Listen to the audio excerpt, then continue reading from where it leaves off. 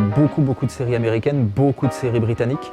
Et j'ai découvert qu'il y avait beaucoup de liens avec des séries australiennes parce qu'elles partagent les mêmes auteurs, les mêmes artisans finalement, hein, les mêmes scénaristes, les mêmes réalisateurs, les mêmes acteurs parfois. Et donc tout ça, ça nous fait un corpus grand dans lequel j'avais envie de plonger et de remonter le temps en fait avec lui, avec ce corpus-là. La télévision a toujours bien aimé explorer le passé. Et donc explorer le passé avec les séries qui elles-mêmes y font des allers-retours, c'est amusant. À la télévision, on a rarement d'exploration politique explicite, on n'a pas, ou très peu de séries militantes par exemple, hein, qui tiendraient un discours structuré, explicite sur la société et la politique, mais par contre on a tout un tas de thématiques qui vont revenir, hein, parfois de manière souterraine ou parfois de manière plus affirmée, et dans les westerns par exemple, il y a évidemment un discours sur la civilisation américaine avec des grands thèmes de cette civilisation, hein, sur ce que c'est que la nature sauvage, sur ce que c'est que la vie en société, sur ce que c'est que les règles, sur ce que c'est que la famille aussi, par exemple. Et c'est quelque chose qu'on va retrouver ensuite dans les différentes périodes, alors en suivant évidemment l'évolution aussi de l'histoire. Hein. Par exemple, quand l'histoire va se mêler de science-fiction, ce sont de nouvelles thématiques, de nouvelles angoisses qui vont arriver, hein. Celle du nucléaire, celle de la guerre, parce que c'est la guerre froide aussi, bien sûr. Et puis des thématiques sociales qui sont toujours très présentes, par exemple en Grande-Bretagne, plus sans doute qu'aux États-Unis. Mais en tout cas, toujours oui, cette préoccupation, elle est là, parfois un peu difficile à déceler de prime abord, c'est-à-dire au-delà du divertissement, mais elle est quand même là. Il y aurait une série à faire sur les interactions entre minorités. Parce que finalement, quand une minorité est représentée dans le western, il y a les Asiatiques aussi, hein, les Chinois, ils sont un tout petit peu. Hein, à la télévision, on les voit peu, mais on les voit un peu. Mais finalement, il n'y a pas d'interaction entre les minorités sont toujours rapportées à la majorité blanche.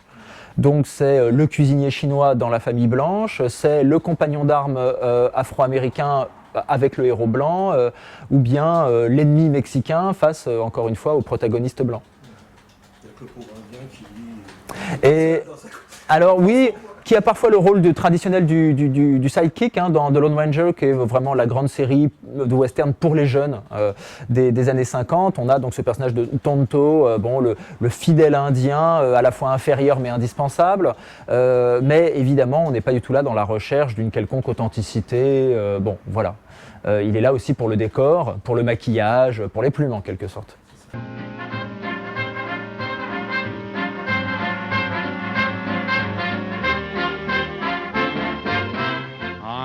C'est vrai qu'on est souvent tenté de rapprocher le comics et la série télé, c'est populaire, ça s'adresse aux jeunes, et puis il y a la périodicité.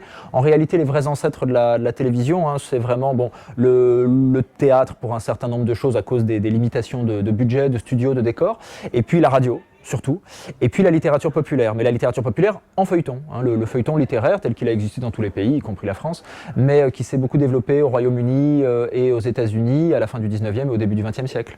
Et c'est vraiment là qu'il faut trouver les origines. Et puis dans le cinéma de série B, hein, dans le serial, qui évidemment reprend aussi les codes d'une histoire à suivre, et puis souvent qui s'inspire de la littérature de genre, films de science-fiction, films de martiens, films de jungle, etc. Ça c'est des choses, films de western déjà, ça c'est des choses qui vont beaucoup influencer la télé. D'ailleurs parfois les mêmes personnages passent de l'un à l'autre, d'un média à l'autre, avec succès ou moins de succès, mais on a souvent ce type de parcours.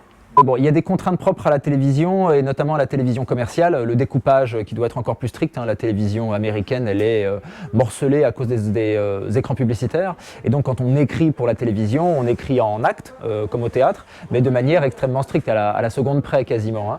Donc il y a une formule qui est quand même très contraignante de ce point de vue-là, et qui ensuite, évidemment, du point de vue de la narration, guide considérablement le travail des scénaristes.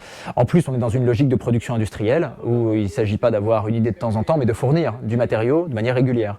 Pendant longtemps, alors c'est moins vrai pour les Britanniques, mais pendant longtemps, les Américains faisaient 25, parfois 30 épisodes par an, donc évidemment, ça se fait à la chaîne, hein, concrètement. Ça suppose aussi un travail du coup très collectif. C'est quelque chose qui ne peut pas être individuel.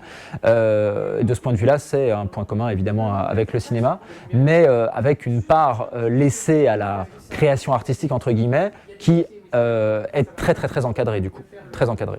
C'est-à-dire qu'il y a effectivement, à la fiction britannique, bon, il y a toujours cette part très grande de l'adaptation d'œuvres littéraires, qui est quand même un peu le gros de la fiction de qualité, et notamment de la fiction historique.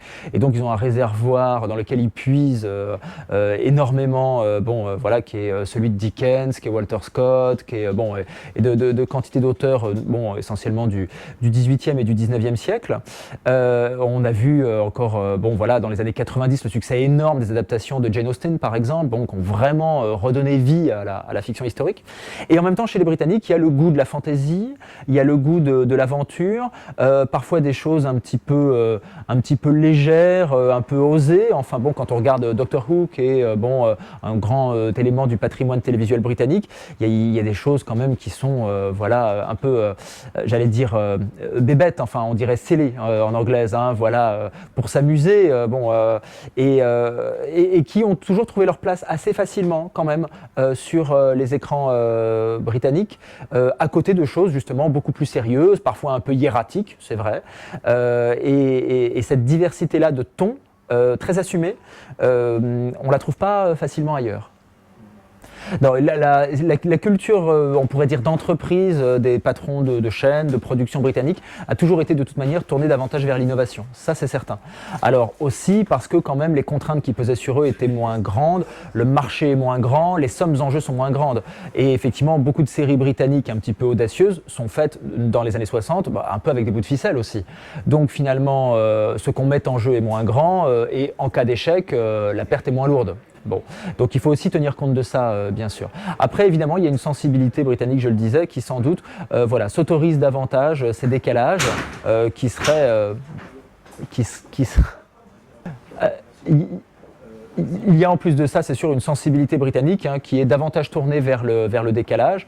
Voilà, la carrière que les Monty Python ont fait à la télé britannique avant de le faire au cinéma, sans doute qu'elle n'aurait pas été possible ailleurs, par exemple.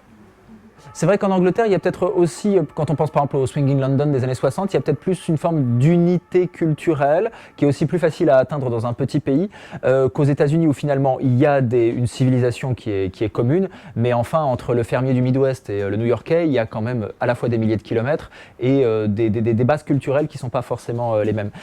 Par ailleurs, je crois que les Britanniques ont toujours pensé que l'audace pouvait mener au succès, alors que le conformisme a toujours été plus grand aux États-Unis, où finalement on a toujours tendance à répéter la recette, celle qui marche parfois d'ailleurs un peu par accident réjouit tout le monde, je veux dire l'innovation, et ensuite elle va être copiée, décalquée, affadie, jusqu'à vraiment user la corde au maximum. Les Anglais ont toujours cru, et c'est quelque chose qu'on a retrouvé ensuite dans les séries scandinaves plus récemment, qu'on pouvait tenter quelque chose d'étonnant, de dérangeant, et que ça marche quand même. Alors, sauf que les Scandinaves le font avec des marchés tout petits, des populations toutes petites, très réduites, alors que les Anglais le font avec des marchés plus grands et surtout passent la barrière de l'exportation, ou en tout cas la passent depuis très longtemps. Et en cela, c'est une vraie leçon qui est donnée aux autres industries télévisuelles, puisque ça montre qu'on peut faire quelque chose qui est nouveau, étonnant, inattendu, et malgré tout connaître le succès.